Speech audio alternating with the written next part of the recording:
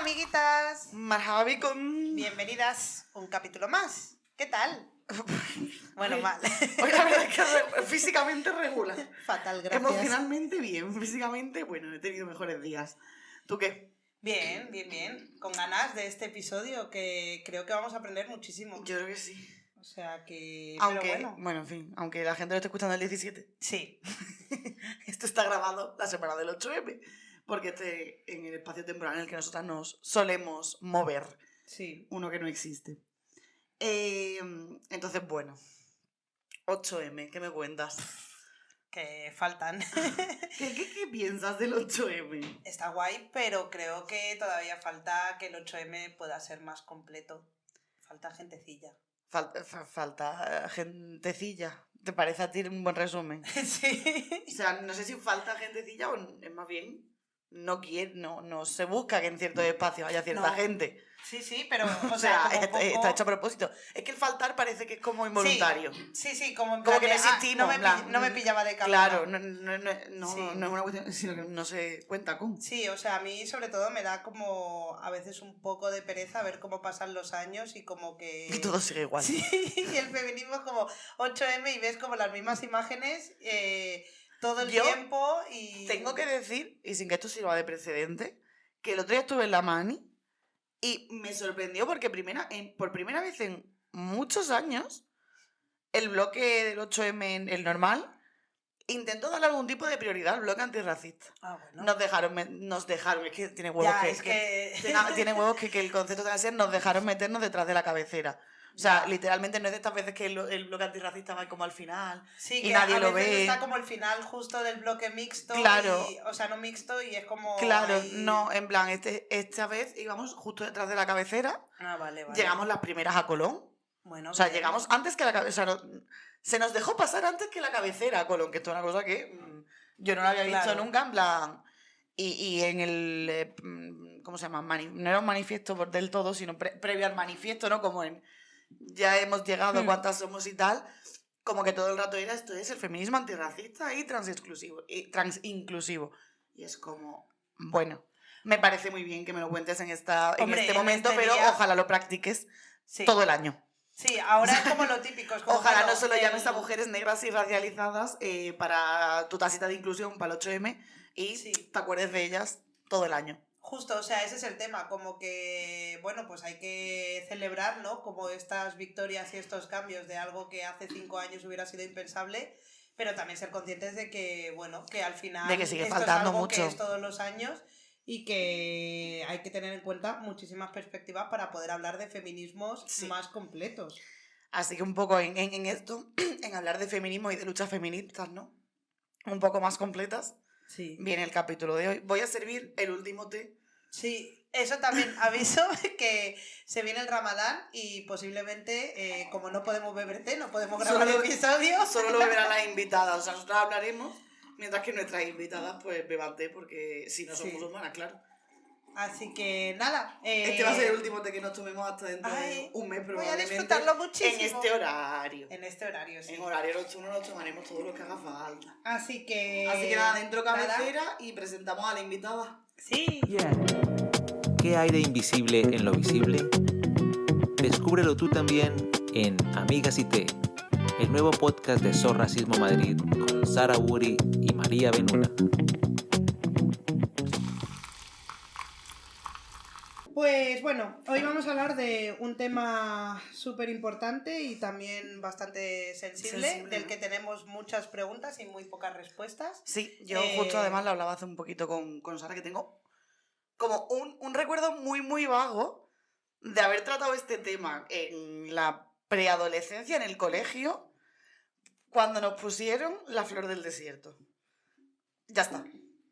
Se acabó, nunca más he vuelto a hablar de este tema. En mi cole no se habló nunca. Así que nada, hoy vamos a hablar de mutilación genital femenina con Amal Hussein y voy a leer aquí una súper descripción para que entendáis la súper invitada que tenemos hoy, o sea, maravilloso. Ella es graduada en Ciencias Políticas y Gestión Pública, está haciendo un máster de Derechos Humanos, en el ámbito profesional tiene experiencia en incidencia social y política en la defensa de la protección internacional y la erradicación He dicho radicalización. Has dicho radicalización. Erradicación, no sé ni hablar, de la mutilación genital femenina y forma parte de Espacio Afro, como yo.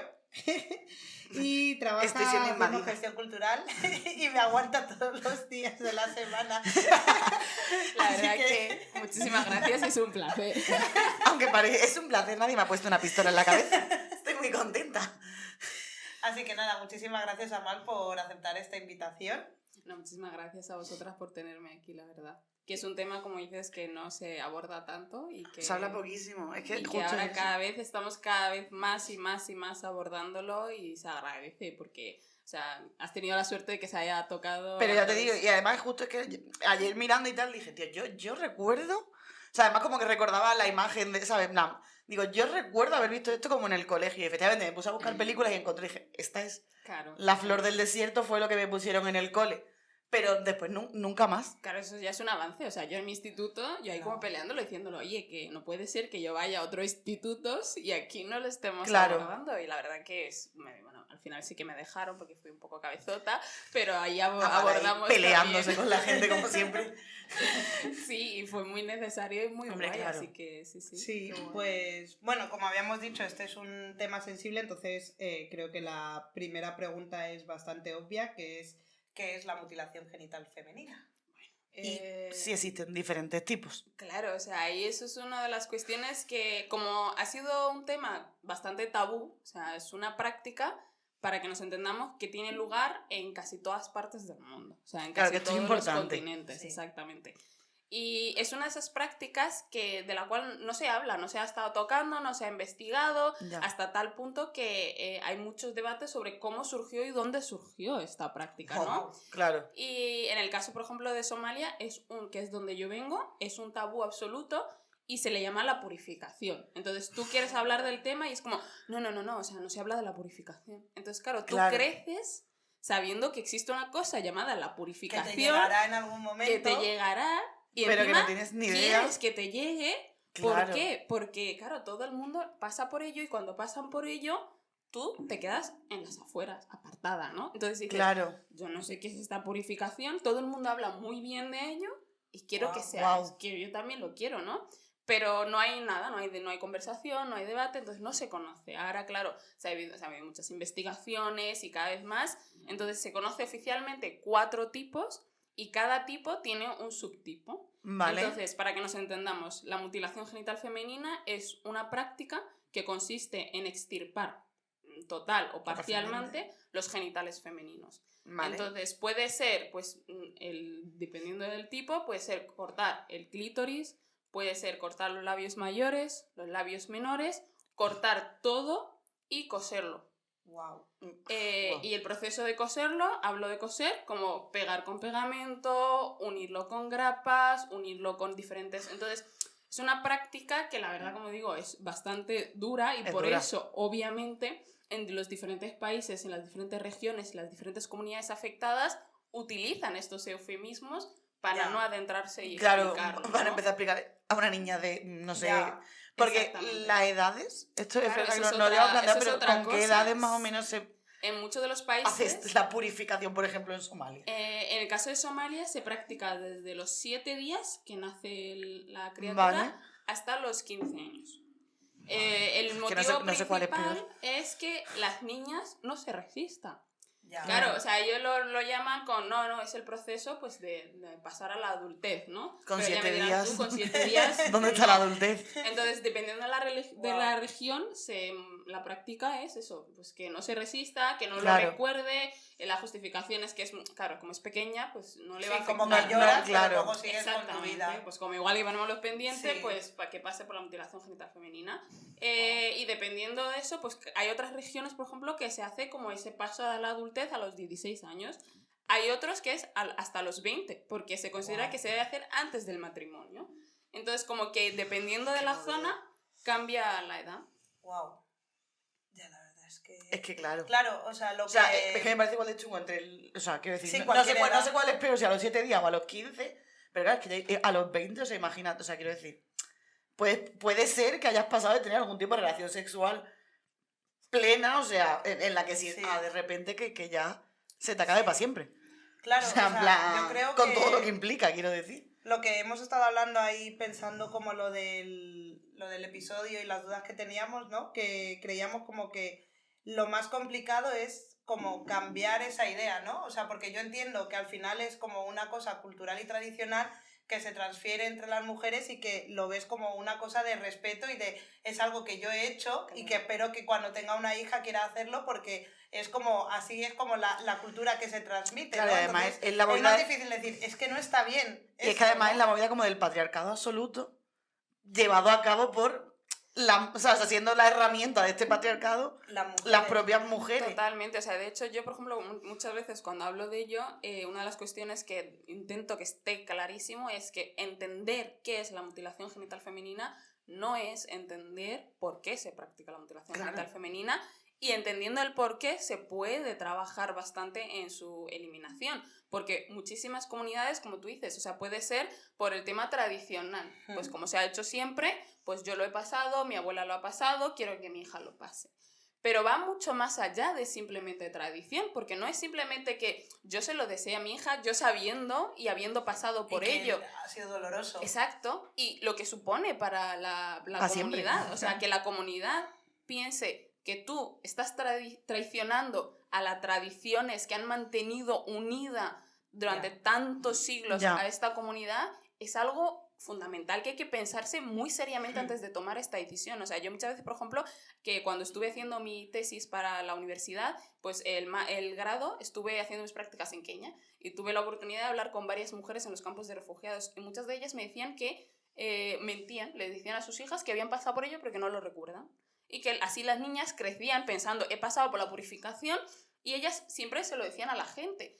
Esto como un mecanismo de protección. Claro, bueno. ¿Por qué? Porque cuestionarlo, hablar de ello, si ya cuesta cuestionarlo y decir que no va a pasar por ello, ya es una cuestión muy, muy grave que desde aquí lo mismo lo podemos ver como, bueno, pues si es tan terrible, ¿por qué sigue pasando, no? Claro. Luego hay otras cuestiones que lo envuelven, o sea, por ejemplo, el tema de los mitos, o sea, que tú pienses que por no pasar por la mutilación genital femenina te vas a morir el día que tengas hijos, por ejemplo. Claro. O que mágicamente te vas a transformar en un hombre.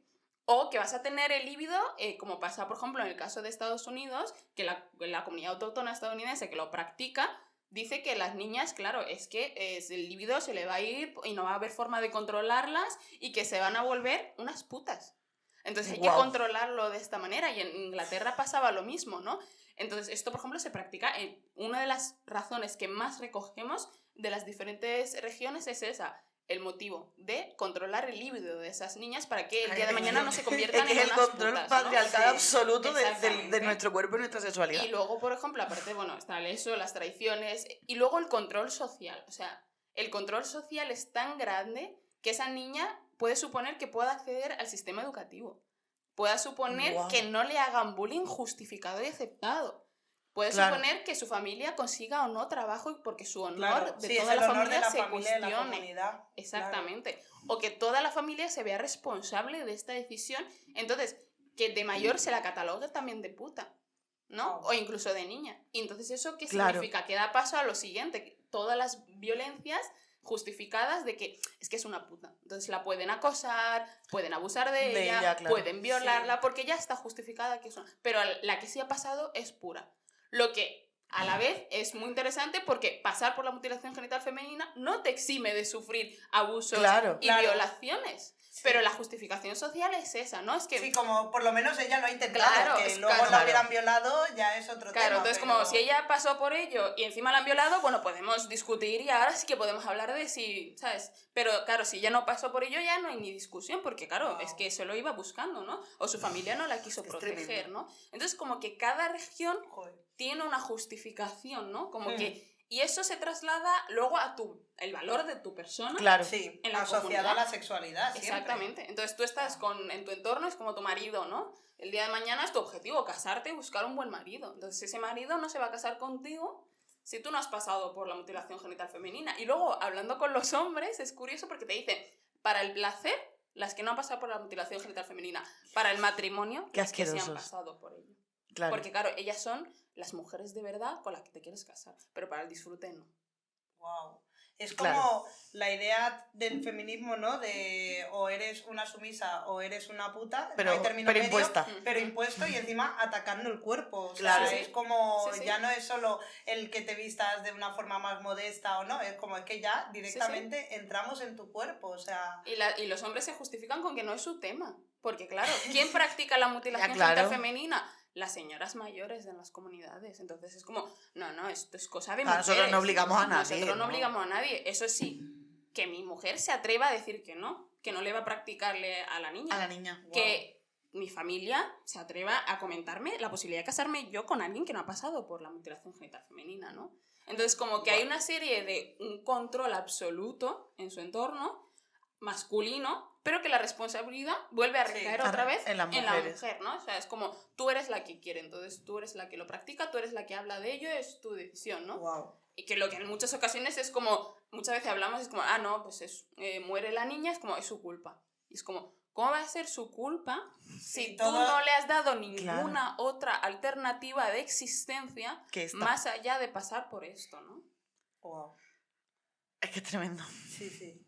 O sea, sobre todo, no sé, es que tengo muchas preguntas. Dale. No, o sea, bueno, que otra de las cuestiones que teníamos pensada, que ya lo has mencionado tú, como que también es una práctica que parece que solo se asocia a África, ¿no? Y tú ya has dicho como que se da en todas las partes del mundo, y entonces la pregunta era como cuál sería la relación entre la mutilación genital femenina y la racialización, ¿no? O sea, cómo afecta a diferentes comunidades. Claro, o sea, tú desde fuera, cuando por primera vez, muchas veces yo en las formaciones hablo de la mutilación genital femenina a los diferentes niveles, pues me dicen, claro, que bárbaro, ¿no? Y esto es bárbaro y es como, claro, normal que practique en África. Y digo, es que África primero, recordando como siempre, claro, que es un continente. África, un país.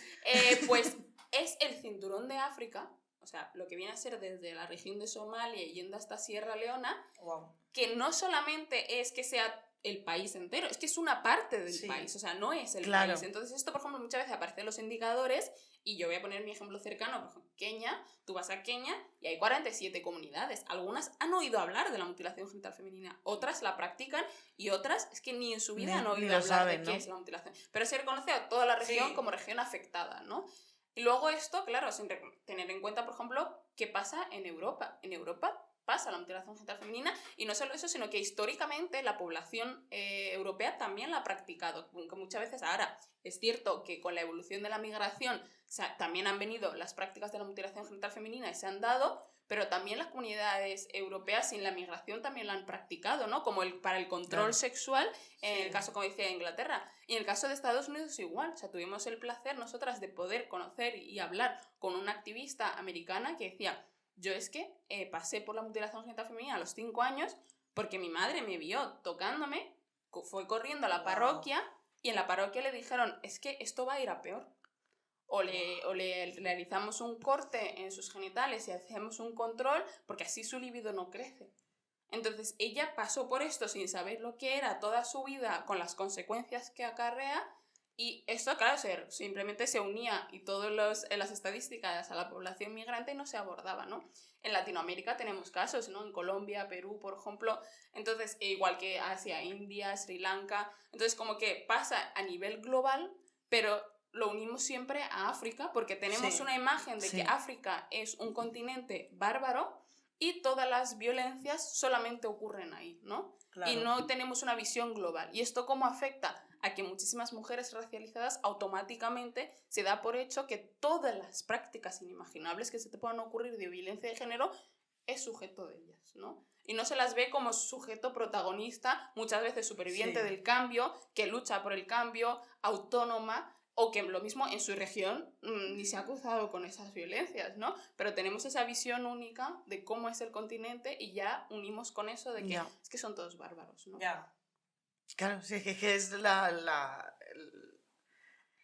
el perpetuar el estereotipo fundamental, ¿no?, de África sin querer mirar con una lupa un poco más grande, ¿no? Porque al final, quiero decir, es que es igual de jodido que o sea, quiero decir, independientemente de donde te lo hagas, es igual de jodido, o sea, es muy jodido, pero que también es como ver que al final el patriarcado afecta en todas las partes del mundo, que esto es una forma más de violencia en las que se da, pero hay otras muchas que también existen, pero como que parece que no se le da tanta importancia.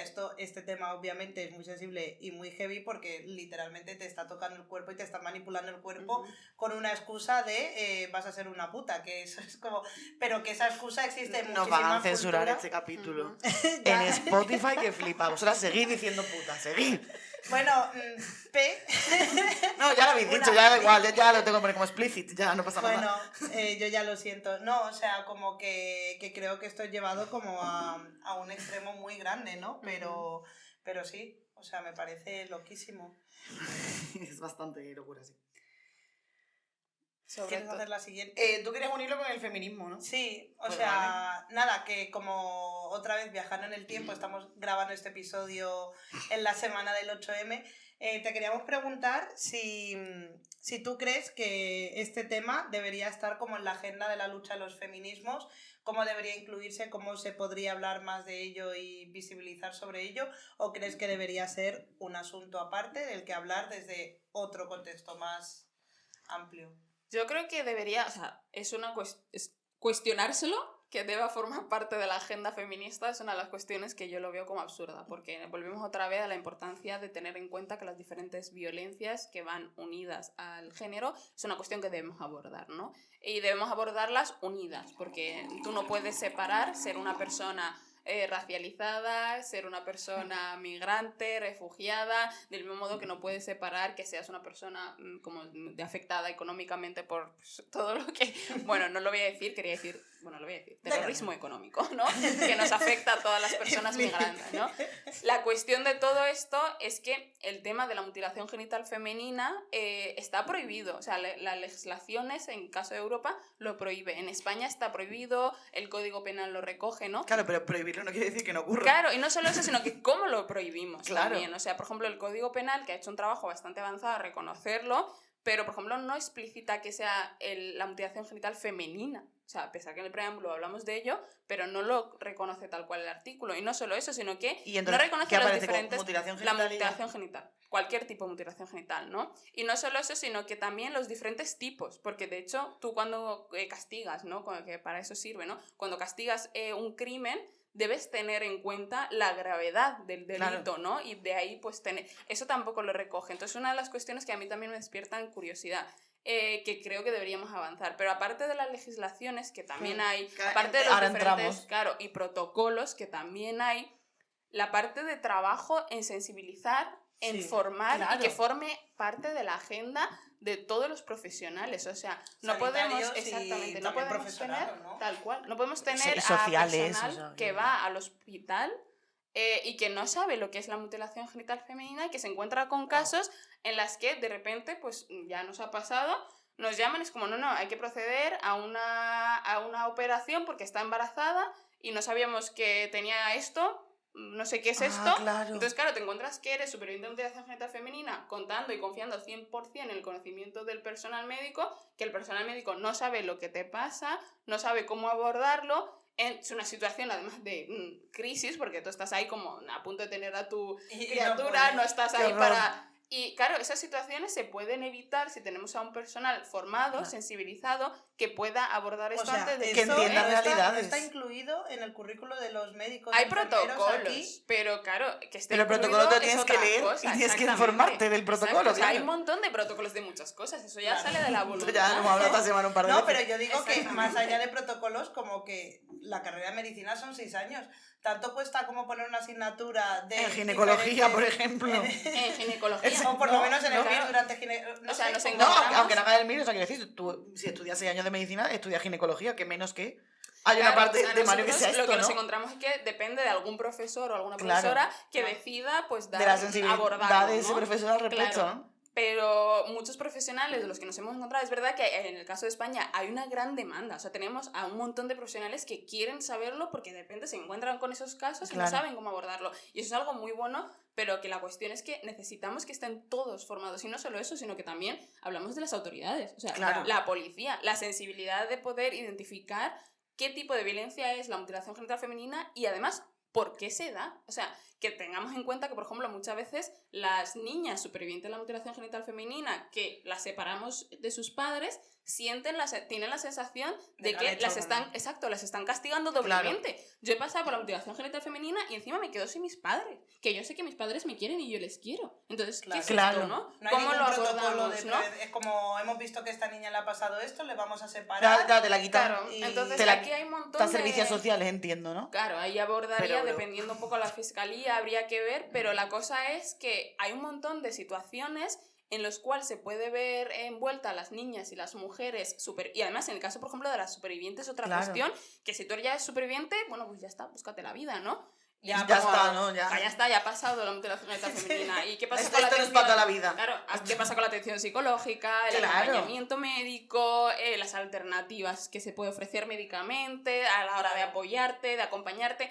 Todas esas cuestiones, por ejemplo, pues ya pasan a un segundo plano, ¿no? Entonces ya nos centramos en las que no lo son y que podemos acompañar. Entonces, como que yo creo que la agenda feminista debe estar 100% trabajando para la eliminación y sobre todo para acompañar también a las activistas, trabajadoras, a todas las personas que ya están haciendo desde hace años la labor de la prevención de la mutilación genital femenina, ¿no? Pues nada, amigas feministas. Recordad cositas. No, también quería preguntar, que me ha surgido ahora una cuestión sobre esto. Ahora en estos protocolos y todo esto, ¿hay posibilidad de que sea reversible o ya una vez que pasa ya es como algo que vas a tener para siempre? O sea, tú cuando pasas por la mutilación genital femenina, como digo, dependiendo del cual sea, del tipo, claro. Existen cirugías. Entonces existen las cirugías de reconstrucción. Entonces, en el caso de España, hay clínicas en Madrid, en Valencia y Barcelona, si no me equivoco, lo mismo hay alguna otra más. Entonces tú tienes que ir y ofrecen, normalmente esto es gratuito de momento. Bueno.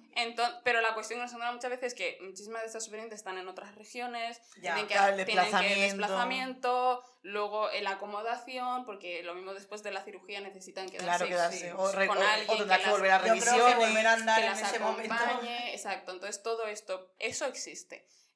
También es verdad que falta el trabajo de explicarles en qué consiste la cirugía, por ejemplo, o sea, médicamente ya se hace, ¿no? Cuando ya estás ahí, pero ese proceso previo de que ellas tengan consciencia de que esto existe como una alternativa, que ellas conozcan esto y que se trabaje también, es una cuestión que no está mucho en la agenda, ¿no? O sea, tú, ya que una vez que estás formada, ya puedes ir, y es verdad que en la clínica te ofrecen toda esta información y todo lo que supone el medicamento y los riesgos, ¿no? Pero el trabajo previo de informarte de que esto también existe, la reconstrucción está ahí, también es una cuestión. Y luego también que tenemos que entender que es una decisión de las supervivientes. Claro, o sea, no es una cuestión que muchas veces... no es obligatorio como... Claro, que muchas veces he oído desde especialistas decir, no, claro, ahora el siguiente paso, si es una superviviente, tiene que pasar por la reconstrucción. Bueno, eso lo decidiré yo. Lo decidirá ella como superviviente, que se le dé todas las herramientas, los recursos, la información, pero no es que sea sanador porque tú inmediatamente pasas de repente, no, porque el trauma no va a desaparecer porque te reconstruyan nada. Que además el proceso, que yo lo digo, una superviviente de mutilación genital femenina lo es toda su vida. Claro. O sea, desde el momento en que pasas por ello, cuando obtienes el periodo, cuando te quedas, cuando mantienes relaciones sexuales, cuando te quedas embarazada, es un recordatorio constante. Es momentos de supervivencia constantemente una y otra vez. Entonces tú dar por hecho y pensar que porque vas a pasar por la ya está, problema solucionado, es como... Ya desaparece, ¿no? Y hay que hablarte en toda la parte, esto es solamente la física, ¿no? Sí, o sea, hablarle, ahí la teníamos, está ahí apuntadita. Dale directamente, o sea, justamente quiero decir, es que... Sí. Es eso, o sea, eso es una práctica, ¿no? Vale, pues nada, justo vamos a retomar, ya que estabas tú hablando de esto, ¿no? Que además justo lo hemos puesto como lo contabas tú, ¿no? Que es una práctica que está muy asociada solo a lo físico, porque evidentemente es lo que queda presente para siempre, ¿no? Pero es imposible que no tenga, o sea, que no haya repercusiones en la salud mental y en el proceso de gestión de esto durante lo que hablábamos, durante toda tu vida, ¿no? Entonces, claro, es como, o sea, cómo afecta a las supervivientes y cuáles son también, por lo que hablabas tú, los procedimientos o cómo se puede, cómo gestionas, cómo haces esto. Eso es una de las cuestiones más difíciles, porque la atención psicológica ya sabemos cómo está, la salud mental, fatal, la precariedad, ya sabemos todo esto. Ahora, súmale a que muchos profesionales no conocen tampoco de la salud mental, qué es la mutilación genital femenina, ¿no? Y luego todos los motivos que hay detrás. O sea, muchas veces yo he encontrado casos que dicen, no, claro, es que odiar a su madre, ¿no? Es como, No es una cuestión que se una intrínsecamente, claro, ¿no? es que yo creo no que va asociada por narices. Claro, porque tienes ese conocimiento cultural, exactamente. ¿No? Entonces, como que todo eso, y luego eso hace también que, bueno, unas cuestiones que también muchas veces abordamos, ¿no? Cuando hablamos del antirracismo, la falta de representación, ¿no? Claro. O sea, tú vas a un profesional y es una persona, muchas veces te encuentras con que es una persona distante, en el sentido de que es una persona blanca, occidental, de otro país, y piensas que lo mismo no puede acompañarte en este proceso de sanación, ¿no? Entonces, como que ahí hay muchas barreras. Eso en el escenario ideal de que se pudiese dar un acompañamiento psicológico, pero las secuelas es que van variando, o sea, como digo, depende de cuándo te lo practiquen, depende de qué tipo de mutilación genital femenina te practiquen, depende de si has tenido la oportunidad de hablar de ello. O sea, yo en mi casa, por ejemplo, cuando hablamos de ello, que hablan las mujeres de mi familia, mis tías, mi madre, cuando ya tuvieron a sus hijos, se sentaron un día, ya mayores, entre casadas, ellas, ¿no? Independientes, dijeron, oye, ¿qué es esto que hemos pasado? Yo a los 5 pasé por esto y tú también. ¿Qué es esto, no? Y ahí es cuando lo hablan por primera vez. Y lo procesas, claro. Pero porque yo creo que es como hasta ese momento no existía esa parte de hablar, ¿no? Exacto. O sea, que ya también ahí rompieron un ciclo de sentarse y hablar de ello, de darse cuenta de eso, que es y poder hablar, que normalmente no es solamente que hablar de ello, sino que hablar de todas las cosas que la acompañan, ¿no? O sea, de cómo te sientes, de lo que supone vivir con los dolores, ¿no? O sea, los dolores luego con la regla, no os podéis imaginar. Entonces, las infecciones, todas las cuestiones que van acompañándolo, y luego, por ejemplo, el temor, ¿no? Porque muchas de ellas, aunque no se habla de ello, el índice, por ejemplo, de mujeres que le han practicado la mutilación del tercer tipo, porque como hemos dicho que hay 4, el tercer tipo se conoce como una de las más graves, las que han pasado por el tercer tipo, que es la que se cose todo, el proceso, por ejemplo, de parto, muchas de ellas fallecen en ese proceso. Entonces, como que es una conversación que está en el aire, pero que nadie quiere tocarlo, y esto también genera que tú tengas que vivir... Perdón, es que mi cerebro está petando ahora mismo, o sea, y esto igual le pasa a alguien más que lo escuche. Estamos hablando que, claro, en el tercer tipo, al estar esto cosido entero, o sea, para el parto hay que... Muchas veces es cesárea. o cesárea, o tienes que descoserlo cosido. Exactamente. Entonces, claro, la cesárea, con todo lo que supone médicamente la complejidad, la vía más rápida que optan muchos de los sanitarios es descoser y cortar.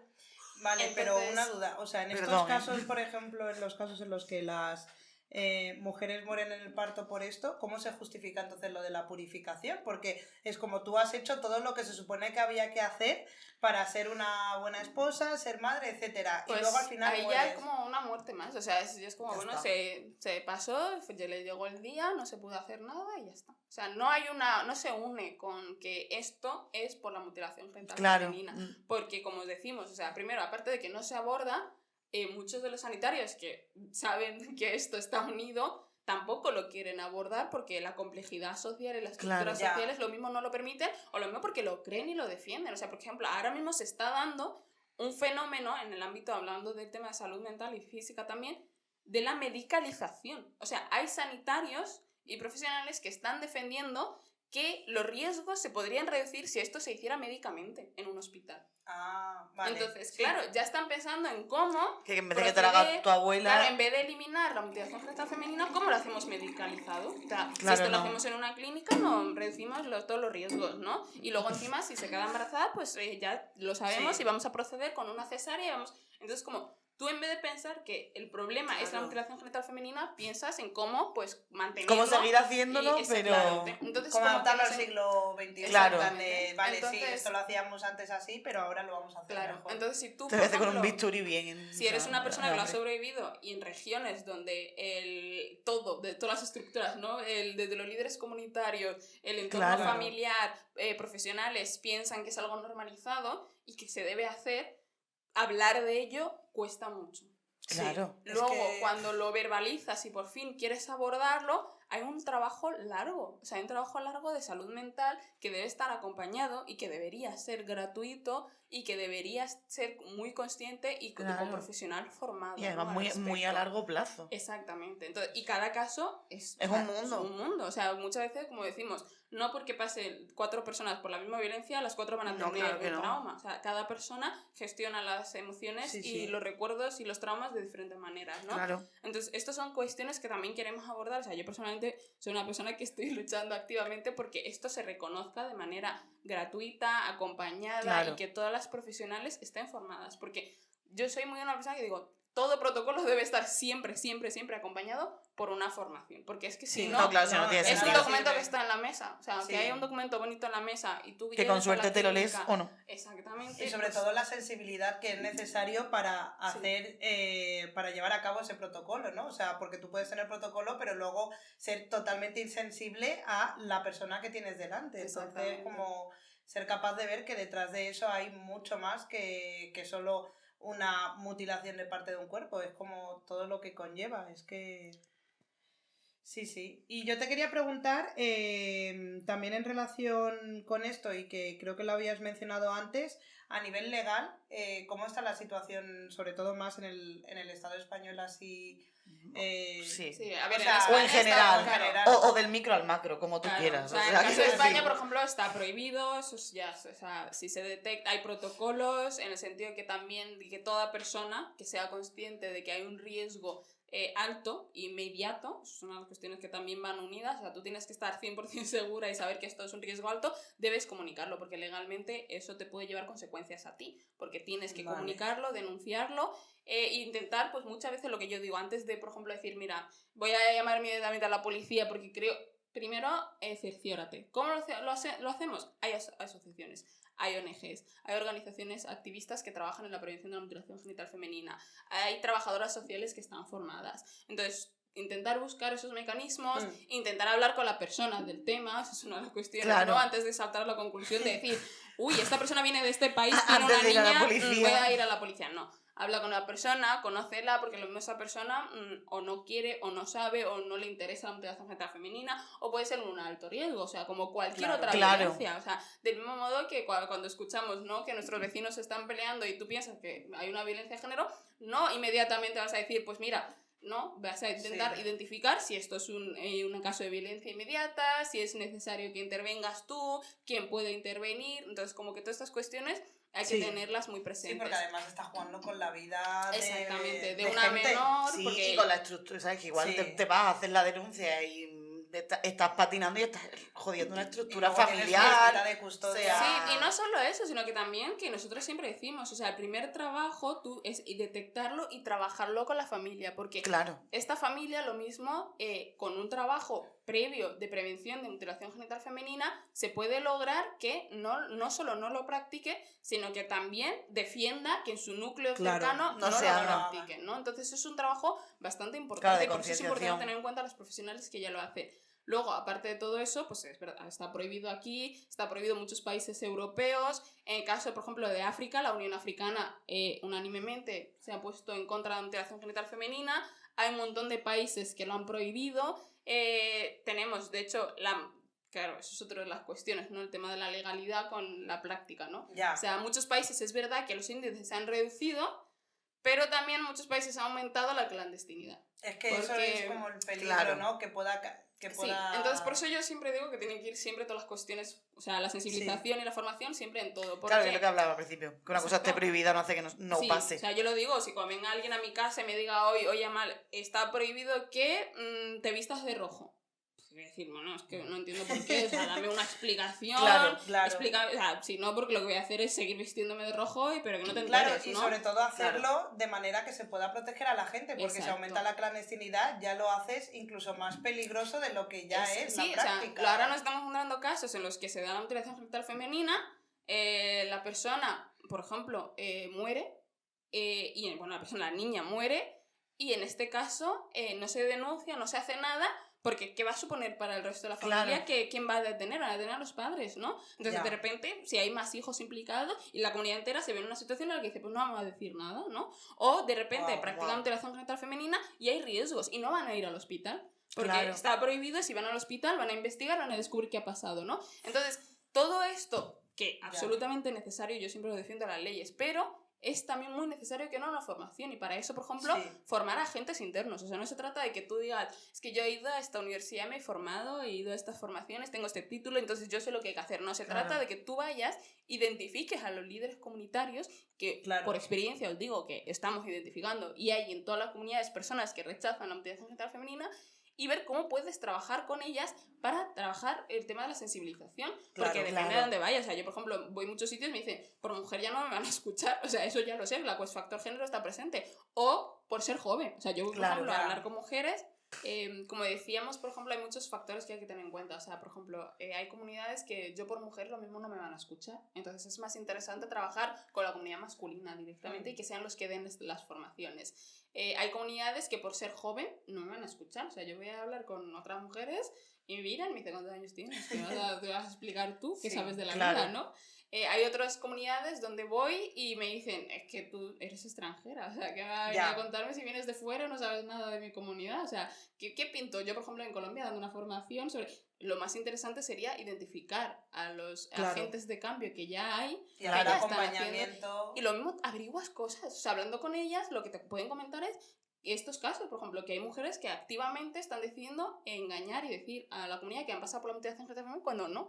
Entonces es interesante porque y es una estrategia creativa que surgió simplemente y puede ser interesante de tener que protegerte. Porque ¿qué significa eso? Que se están resistiendo. Entonces si ellas están ya haciendo el cambio mental de decir aquí conmigo se acaba la mutilación genital femenina, pues es interesante poder trabajar con ellas directamente, ¿no? O ver qué necesidades tiene. Todas esas cuestiones desde fuera nunca ha funcionado. Lo más interesante es desde dentro, ¿no? Claro, para eso además es mucho más fácil. Acompañar a las mujeres que ya están haciendo ese trabajo, empoderar a su propia comunidad, ¿no? Sí, o sea, cambia totalmente la estructura de las organizaciones, ¿no? De la idea de yo voy ahí a salvarte, en vez de salvarte de tu propio destino, cuando ya hay gente que está buscando... Que te salve tu propia... Si te tiene que salvar alguien, que sea tu propia comunidad y tu propio destino, ¿no? Exactamente. Pues sí, o sea, bueno, yo creo que ya casi de las últimas preguntas... No sé cuánto llevamos, Leila. ¿Cuánto llevamos? 43 minutos. Vale. Yo creo que está estupendo. Pues bueno, que has mencionado esto, como que hay muchas organizaciones que trabajan aquí sobre esto. Tú formas parte de Save a Girl, Save a Generation.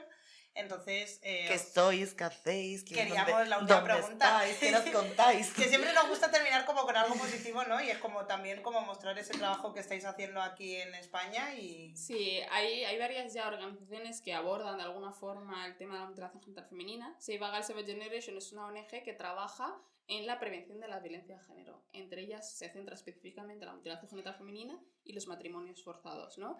En el caso de España nos centramos en identificar casos, en la prevención, trabajamos con agentes de cambio, o sea, tenéis que ver ahí a cómo estamos formando desde policía, formamos agentes de sanitarios, formamos, y con sanitario me refiero a todos los diferentes profesionales, ¿no? Sí. Y esto a nivel estatal, o sea, lo mismo que estamos hoy, que nos llaman de Cataluña, que mañana de repente estamos en Extremadura, o sea, y hay una demanda muy alta, es algo que yo, por ejemplo, estoy muy contenta. Qué bien. Sí, y el sector profesional aquí en España, o sea, de verdad, que se enteran qué es y ellos nos llaman, o sea, hasta ahora ha sido como todo el rato decir, oye, mira, somos del Colegio Mayor de Valencia, somos la mayoría estudiantes de enfermería y hemos de repente encontrado que existe esto, la mutilación femenina, y nos gustaría que vinierais a formarnos, ¿no? Y eso ya es una iniciativa muy bonita, es que, bueno, apreciamos mucho que se estén dando, entonces estamos dando esas formaciones, trabajamos también en temas de protocolos, ¿no? También constantemente en renovar los protocolos, que sean efectivos. Exactamente, que sean efectivos, enseñar cómo se debe implementar estos protocolos. Eso también es una de las cuestiones muy importantes y también trabajamos en temas de incidencia. O sea, yo creo que también si recibís toda esa demanda es porque habéis hecho un trabajo muy grande de visibilizar esto en España. O sea, es una de las cuestiones, llevamos años trabajando. Y además poniendo el cuerpo. Sí. Constantemente hemos generado, que nos han dicho, faltaría un mapeo, hemos hecho un mapeo, faltaría vídeos, falta una guía didáctica para niños, lo hacemos, falta un cuento, trabajamos en ello. Entonces como que depende de un poco también las demandas, pero intentamos llegar a todos los niveles, ¿no? Porque siempre lo digo, o sea, yo por ejemplo cuando mi colegio, mi instituto lo comenté, claro, estaba en bachillerato y me decían, pero ¿tú ves que es necesario que demos...? Y yo decía, es que yo soy una chica de Somalia que está en tu clase, tú no sabes si soy superviviente o no de la mutilación genital femenina, ¿no? Entonces, eso ya es una cosa. Y luego no solo eso, sino que estábamos, recuerdo, en bachillerato decíamos, todo el mundo ahí con la cabeza loca de ¿qué vamos a estudiar? ¿No vamos a pasar la selectividad? Y es como, toda esta gente van a ser los profesionales de mañana. Van a acabar en diferentes sectores. Y además, no solo eso, sino que yo digo, no solamente los sectores de sanitarios, psicólogos, todo lo que estábamos comentando, sino que también una persona que es camarera. O sea, cualquiera. Cualquiera. Sí, todos los sectores son clave porque pueden identificar casos de mutilación genital femenina, pueden ser agentes de cambio, pueden ayudar muchísimo en la prevención de mutilación genital femenina, entonces trabajamos en todos esos ámbitos, ¿no? Y también a nivel europeo, o sea, y sobre todo ahora estamos intentando llegar muchísimo a la juventud, porque también es una de las cuestiones que vemos como las nuevas herramientas, ¿no? En las redes. Las redes, por ejemplo, la juventud como lo está controlando y lo está manejando, sirve mucho para expandir todas las formaciones. Sí, porque a ver, lo mismo un informe la gente le da pereza, pero lo resumes en un videíto de 2 minutos. En TikTok igual se entera. Y ahora, por ejemplo, tenemos a jóvenes activistas que se están volviendo influencers, que están hablando de mutilación genital femenina. Eso también es un cambio muy interesante. Entonces nosotros, nuestro trabajo es identificar eso, ¿no? Y todo esto que estamos haciendo en España, pero también tenemos un trabajo en activo en Kenia, que es donde tenemos nuestra sede, ¿no? Ahí tenemos el proyecto de Safe in Nairobi, que es una casa de acogida, ¿no? Para la prevención de la mutilación genital femenina, pero también para supervivientes especialmente. Luego también tenemos ahí trabajos de incidencia, o sea, formamos también a nivel de institucional para la prevención, intentamos luchar muchísimo con el tema también de la legislación, los protocolos, pero sobre todo también tenemos un trabajo muy interesante que es formar a agentes de cambio en las diferentes comunidades. Cuando digo comunidades me refiero a que, pues igual, un poco como España, que tenemos diferentes comunidades autónomas, o algo parecido tenemos en Kenia. Entonces identificamos de diferentes edades, ¿no? O sea, jóvenes, de mediana edad, adulta, para que todas estas personas sean las que realicen estos cambios dentro de su propia comunidad, ¿no? Entonces eso está funcionando de una manera muy, muy buena, porque tenemos desde comunidades religiosas que estamos trabajando con ellas, trabajamos con, que bueno, eso tampoco lo he abordado, pero también es una de las cuestiones que muchas veces erróneamente se vincula la mutilación genital femenina con el tema religioso.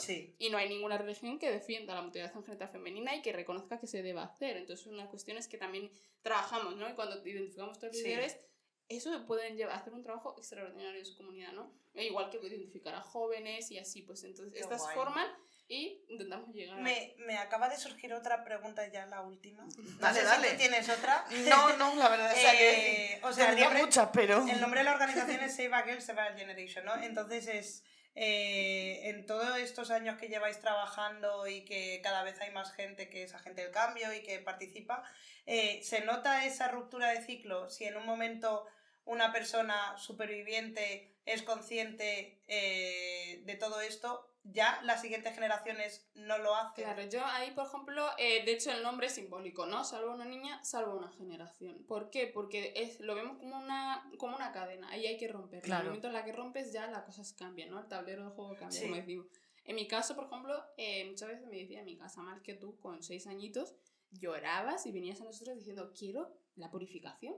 Entonces mi madre por ejemplo, me decía, es que yo me iba al trabajo aterrada porque decía, a ver si va a ir a la vecina o alguien y le va a pedir la purificación y va a pasar por ello, ¿no? Entonces, claro, yo eso, porque no sabía lo que era. O sea, yo con 5 años, lo único que quería era, yo siempre lo digo, una más. Como el resto. Yo jugaba al fútbol y quería estar jugando con los chicos al fútbol y de repente todo el mundo decía, no, claro, es que ella me ha pasado por la purificación y es una niña. Y todas mis amigas no querían jugar conmigo. Entonces yo decía, pues si ya no tengo amigas, el fútbol no me dejan jugar. por favor, no sé qué es esta purificación, pero lo quiero ya. Hacerme lo que sea. Por favor, ¿sabes? Entonces, claro, esto, por ejemplo, cuando yo ya por fin tengo esta conversación con mi madre, cuando tenemos unos 12, 13 años yo, y me explica, imaginaros mi cara de decir, ¿qué? O sea, mamá, ¿tú pasaste por esto? Entonces ya, siempre lo digo, ya mucho más tarde, con 15, 16, que ya empiezo a tener un poco de conciencia, ¿no? Y entiendo todo lo que supone, yo me siento con mi madre y es como, wow, mamá, o sea, tú pasaste por todo esto, ¿no? O sea, si yo ya con la regla me estoy muriendo de dolor, no me imagino lo que es con todo lo que me estás contando, ¿no? Entonces, claro, cuando tengo esta conversación, yo entiendo qué es la mutilación genital femenina, entiendo la decisión tan dura que tomó mi madre y entiendo todas las consecuencias que esto supone, ¿no? Entonces, conmigo se acabó. O sea, conmigo, mi hija, por ejemplo, va a saber qué es la mutilación genital femenina porque, vamos, porque la vas a llevar a todos porque la voy a llevar a todas partes, pero ya no va a continuar, porque ya no va a ser una tradición, porque ya todos los mitos los romperemos, ya cuando me venga a hacer todas las preguntas que quiera hacer, ya se romperá conmigo, ¿no? Entonces, por ahí queremos hacer este trabajo. Entonces, ella, por ejemplo, lo han hecho con todas sus primas, amigas, y se ha roto con la siguiente generación. Y es ver ahora mismo, pues eso, a mis primas, a sobrinas, y ver que todas ellas ya entienden y hablamos de ello y sabemos lo que supone y que con nosotras ya se ha roto, es uno de los trabajos que consideramos más importantes, ¿no? Qué bonito. Qué guay. Joder. Ciertamente. La verdad es que sí, un trabajazo el que hace, vamos, tu madre, tu tía, toda tu familia, la organización y de verdad que, o sea, yo he aprendido también un montón. Sí. Ciertamente. Y que creo que sí que es necesario que se hable más de todo esto. Sí, se habla muy poco. Y sobre todo sin tener como esos sesgos de hay bárbaros. Sí, racistas. Como... Sí, o sea, yo que lo digo siempre, el primer paso para la erradicación de la mutilación genital femenina es entenderlo. Y tenerlo, porque claro, es que son muchas cuestiones y claro, siempre estás como, wow, o sea, yo estoy todos los días aprendiendo algo nuevo y es como... no sabía que esto pasaba aquí, ¿no? O este nuevo motivo que me están dando, ¿no? Esta nueva justificación que me están dando. Entonces, eso es muy importante. Y así es como poco a poco pues, tejemos este trabajo para ir a todas las comunidades y empezar a poner el debate sobre la mesa, ¿no? Y que deje de ser un tabú. Ay, pues... Yo creo que por mi parte... Yo creo que hemos terminado, ¿no? Pues muchísimas gracias, Amal, de nuevo por contarnos esto. Hemos aprendido mucho. Buah. Y va a ser difícil sacar clips. Sacar clips, no sé... No, Leilani dice que no, los han montado. Solo tengo 12 millones de clips que sacar, genial. Así que nada, pues lo dicho, muchísimas gracias por aceptar la invitación y gracias por escucharnos. Y a la gente, pues no sabemos cuándo volveremos porque va a ser Ramadán. Como que no sabemos cuándo volveremos. Claro que no sabemos. Hombre, tú y yo vamos a grabar en Ramadán. Vamos a grabar, claro. Pero ya luego... Sí. Es verdad, es verdad. Si la semana que viene vas a estar grabando otra vez, tío. Bueno, pero no lo digas. Sí, nada. Vamos a grabar, pero no va a haber té, así que nada. Si estoy más cabreada de lo normal, es porque no voy a tener té. Bueno, en fin. Pues nada, muchas gracias. Y nos vemos en el siguiente. Muchísimas gracias.